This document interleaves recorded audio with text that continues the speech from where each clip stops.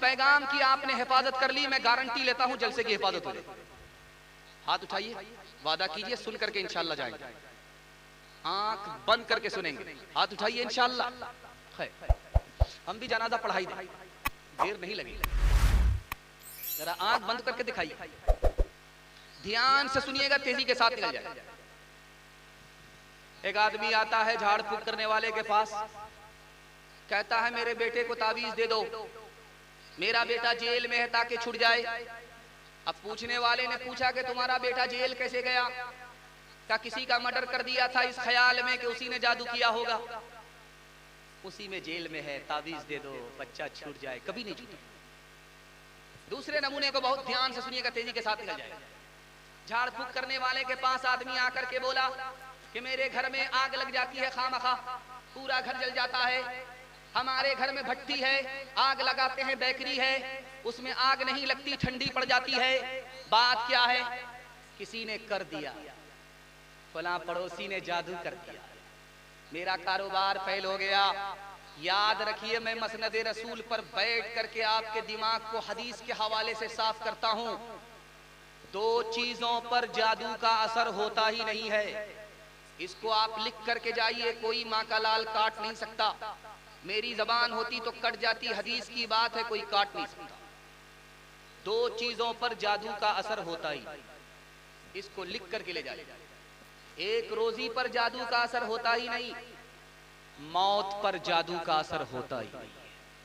कोई अगर बोल रहा है आकर के मेरा कारोबार मेरा फला पड़ोसी ने खराब कर दिया है, मेरा कारोबार चलता था बंद हो गया, वो झूठ बोलता है, सफेद झूठ बोलता है। हदीस कहती है, कुरान कहता है, दो चीजों पर जादू का असर ही नहीं होता, रोजी पर और मौत पर जादू का असर ही होता। पहले आप देखते होंगे कि मस्जिद में हौज होता था, लोग आते थे, उसमें वजू करते थे। हौज इसलिए होता था कि नमाजियों की तादाद ज्यादा थी, इसलिए हौज होता था। अब दिल्ली में एक हौज था 274 बीघा, 274 बीघा में हौज था। 2 मील लंबा था, 1 मील चौड़ा हौज था। जब वजू खाना इतना बड़ा था तो नमाजियों की तादाद कितनी बड़ी होगी? जब इतना बड़ा हौज था तो मुसलमानों के पास इतनी बड़ी हुकूमत हिंदुस्तान की। जब मुसलमानों का वजू खाना छोटा हुआ, नमाजियों की तादाद घटने लगी तो हुकूमत चली गई। हिंदुस्तान से मुसलमानों की हुकूमत का खात्मा। तो हौज में बिच्छू गिर गया, एक आदमी को रहम आया, उसने उंगली बढ़ाई, अब बिच्छू को संभाल ले ताकि डूब न जाए, उसने काट लिया। फिर हाथ को खींचा, दूसरी बार हिम्मत करके कहा कि ये बिच्छू पानी में डूब न जाए, इसको पार लगा दिया जाए डूबते हुए कि तिनके का सहारा। फिर उंगली दिया, फिर उसने काट लिया। फिर दूसरी बार इसने उंगली को खींचा, तीसरी बार फिर उंगली बढ़ाया, उसने तीसरी बार भी काटा, फिर हाथ से उंगली खींच लिया। कहने वाले ने कहा कि तुम भी अजीब आदमी हो, वो तुमको बराबर डस रहा है, तुम बार बार उसके सामने उंगली देते हो, मर जाने दो, डूब करके मर जाने दो। उसने कितनी प्यारी बात कही, आपके दिल तक में पहुंचा। उसने कहा कि ये बिच्छू है, बुरा है, ये बुरा हो करके भी बुराई को नहीं छोड़ रहा, मैं भला हो करके भलाई कैसे छोड़ सकता हूं? ये बुरा हो करके बुराई छोड़ नहीं रहा है, मैं भला हो करके भलाई कैसे छोड़ सकता हूं? हाथ उठाइए, वादा कीजिए, अपने भाई को माफ करेंगे, पड़ोसी को माफ करेंगे, झगड़े को घर में हल करेंगे, अदालत में नहीं जाने देंगे। हाथ उठाइए इंशाअल्लाह। बेटी दामाद के झगड़े में दामाद सीधा जेल जाएगा, हाथ उठा दीजिए इंशाअल्लाह।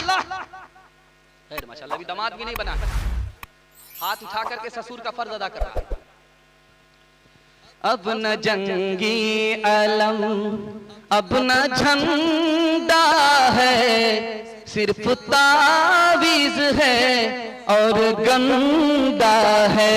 अब न जंगी अलम, अब न झंडा है, सिर्फ तावीज है और गंदा है। क्या है बाकी जनाब क़िबला में, कुछ हदीसें हैं, एक डंडा है, सौ वो डंडा भी अब है ज़ब्ते पुलिस है, ज़बान गरम क़ल्ब ठंडा है। अब न जंगी आलम, अब न झंडा है, सिर्फ तावीज़ है और गंदा है। मैं जब आ रहा था तो मेहमान खाने में देखा माँ बहनों को बड़ी तादाद में बैठी हुई है। 5 मिनट के लिए माँ बहनों के लिए मैं पैगाम देना चाहता हूँ, आप लोग इजाजत देंगे तो मैं शुरू करता हूँ। 5 मिनट का पैगाम माँ बहनों के हवाले से, आप लोग सुनने के लिए तैयार हैं? एक बार जोश के साथ हाथ उठाइए इंशाअल्लाह। बहू पर्दे में होगी, बेटी पर्दे से बाहर, हाथ उठा दीजिए इंशाअल्लाह। खैर, देख रहे हैं कि आप कब बेदार होते हैं। ध्यान से सुनिएगा, तेजी के साथ निकल जाएगा।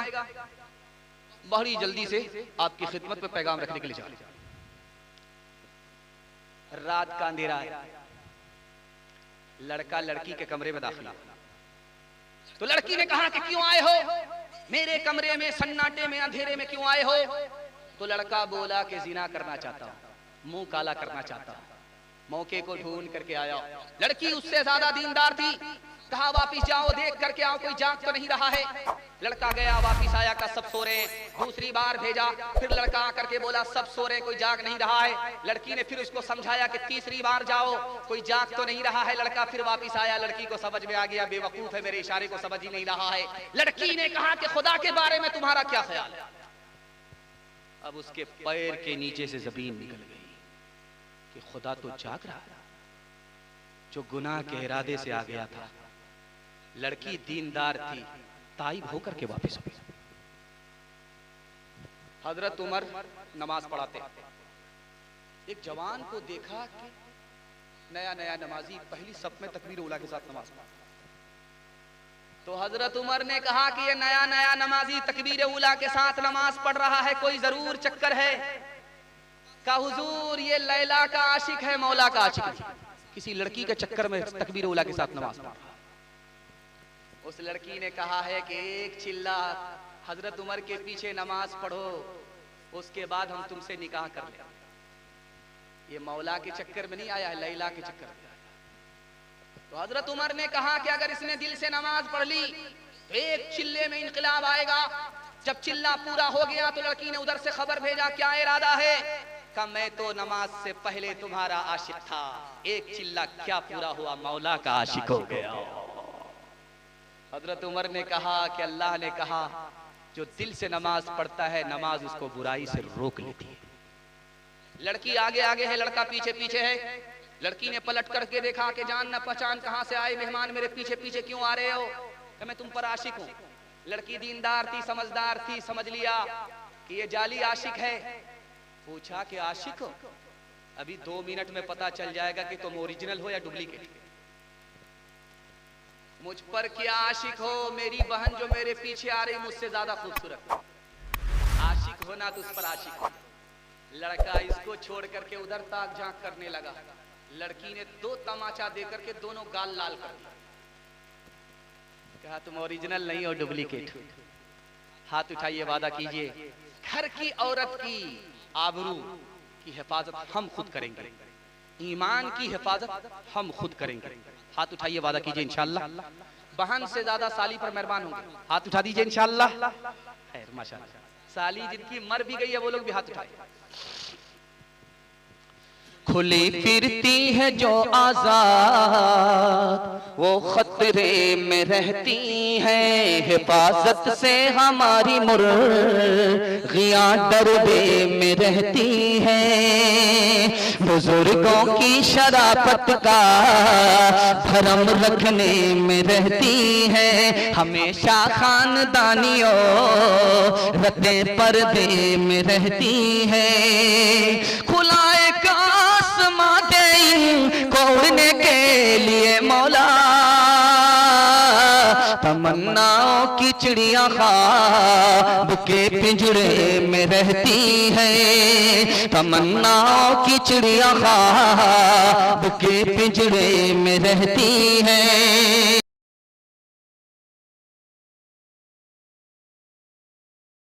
इन्होंने इसके बेस को बिठा करके रखा है। ये तो अल्लाह का शुक्र है जवान तकरीर कर रहा है, अगर बूढ़ा होता तो ये माइक ऊपर ही भेज देता। इन्होंने बेस को कम कर दिया। माइक बहुत अच्छी सर्विस दे रहा है, अल्लाह जज़ाए खैर दे इनको। मियां बीवी के हवाले से आखिरी पैगाम आपकी खिदमत में रखता हूँ, ध्यान से इसको सुनिए। इधर औरत नहीं है, इधर मर्दों का मजमा है, उधर औरतों का मजमा है। 1 मिनट में आपको पता चल जाएगा सबसे अच्छी औरत कौन सी है, सबसे बुरी औरत कौन सी है। 1 मिनट में बता दो। औरतों का मजमा यहाँ से दूर है, हमारे सामने मर्द हजरात हैं। अल्लाह आपके इल्म में इजाफा फरमाए, मेरे मुताला को ताज़ा फरमाए। दुनिया की सबसे अच्छी औरत कौन सी है, दुनिया की सबसे बुरी औरत कौन सी है, एक लाइन में आप जवाब आ रहा। घर में मुसीबत है तो क्या कहती है कि मेरे घर में मुसीबत है तो क्या फर्क पड़ता है, हर घर में मुसीबत है। दुनिया की सबसे अच्छी औरत है, घर में राहत ही राहत है, न खुदा का शुक्र है न शौहर की तारीफ है। घर में एक दिन मुसीबत को देखा, सर पर आसमान को उठा लिया कि इससे तो अच्छा मेरे भाई का घर था, मेरे बाप का घर था, मेरे खानदान का घर था। दुनिया की सबसे बुरी हो रही। इधर शौहर बैठा हुआ, इधर बीवी बैठी हुई है। बीवी खूबसूरत है, शौहर बदसूरत है। तो बीवी कहती है शौहर से, तुम भी जन्नती हो, मैं भी जन्नती हूं। उसके कान खड़े हुए कि भाई जन्नती का पता तो मरने के बाद चले, तुमको कैसे पता चलेगा? का कुरान बताएगा मरने के बाद कौन जन्नती है, और जिसने कुरान पढ़ लिया वो आज भी बता सकता है कि कौन जन्नती है कौन जन्नती है। तो उस औरत ने कहा कि तुमको खूबसूरत बीवी मिली, तुम अल्लाह का शुक्र करते हो कि मेरे मुकद्दर में अल्लाह ने इतनी अच्छी दौलत रख दी, वरना मैं इस लायक कहाँ था। तुम शुक्र करते हो, और जब मैं तुम्हारे चेहरे को देखती हूँ तो सब्र करती हूँ, मेरे मुकद्दर में यही था, मैं इससे बेहतर कहाँ ला सकती हूँ। मैं सब्र करती हूँ, तुम शुक्र करते हो। दरवाजा दो ही आदमी के लिए जन्नत के खुलेंगे, जो सब्र करेगा, जो शुक्र करेगा।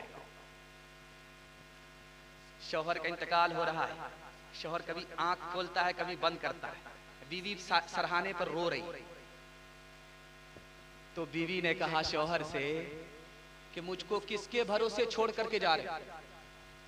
और ये वो औरत है जिसकी 4 मर्दों से पहले शादी हो चुकी थी, एक एक करके मरता गया, 4 का इंतकाल हो गया, 5वें से निकाह हो रहा, वो भी दुनिया छोड़ करके जा रहा। तो औरत ने कहा कि मुझको किसके भरोसे छोड़ करके जा रहे हो? तो मरने वाले ने कहा किसी छठे बदनसीब के हवाले करके जा। हाथ उठाइए, वादा कीजिए बीवी के साथ कर्म करेंगे, सितम नहीं करेंगे। हाथ उठा दीजिए इंशाअल्लाह। आंख बंद करके उनकी फरमाइश को पूरी करेंगे। हाथ उठाइए इंशाअल्लाह। खैर माशाअल्लाह कीजिए, जेब भी खाली हो जाएगी, पूरा बैंक भी खाली हो जाएगा। लबों पे प्यास की शिद्दत जरूर रहती है, पराए माल पे नियत जरूर रहती है।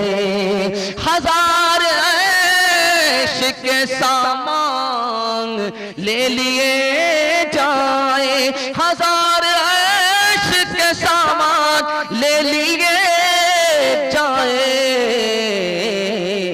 उन औरतों को शिकायत जरूर रहती है, इन औरतों को शिकायत जरूर रहती है। वादे के मुताबिक हर पैगाम मुकम्मल हो चुका, लेकिन मैं इसको जरूरी समझता हूँ कि आपके माँ बाप अगर जिंदा हैं तो आपको उनकी दुआ मिल जाए, अगर इंतकाल कर गए तो आपके माँ बाप को आपकी दुआ मिल जाए। माँ बाप की खिदमत के हवाले से आप लोग यहाँ से लेकर के वहां तक सुनने के लिए तैयार हैं? जोश के साथ हाथ उठाइए इंशाल्लाह। शादी के बाद चूल्हा भी अलग होगा, माँ बाप से भी अलग हो गया, हाथ उठा दीजिए इंशाल्लाह। खैर माशाअल्लाह, जोर का झटका एक आदमी का लगा है, उसके बाद वो पश्चिम की तरफ देख रहा है कि कोई देख तो नहीं रहा है। खैर माशाअल्लाह, आखिरी पैगाम आपकी खिदमत पर रखता हूं, ध्यान से इसको सुनिएगा, तेजी के साथ निकलिएगा। माँ बाप में औलाद में 3 फर्क दिखा रहा हूं, इसको बहुत ध्यान से सुनिएगा। आपने अपने माँ बाप की खिदमत कर ली तो कल आपकी औलाद भी आपकी खिदमत करेगी। ध्यान से इसको सुनिए। औरत कुर्सी पर बैठी हुई है, गाल पर हाथ रखे, तो गाल पर अगर हाथ रखे औरत कुर्सी पर बैठ करके तो समझ जाइए इसको गम है, सदमा। तो आने वाले ने पूछा कि अरे तुमको इतनी अच्छी ससुराल मिली, जन्नत जैसा घर मिला, चांद जैसा खूबसूरत शौहर मिला, खाता पीता घराना मिला, फिर कौन सा गम है, कौन सा सदमा है? माँ का किरदार दिखा रहा हूँ। उस औरत ने कहा, गाल पर हाथ रख करके गम में डूब करके क्या कहा, घर तो है, खाना दाना है, इसकी कोई शिकायत नहीं, शौहर चांद जैसा है, सब कुछ है, लेकिन 1 साल हो गया, 2 साल हो गए, गोद बच्चे से खाली है, बच्चा नहीं तो कुछ भी नहीं।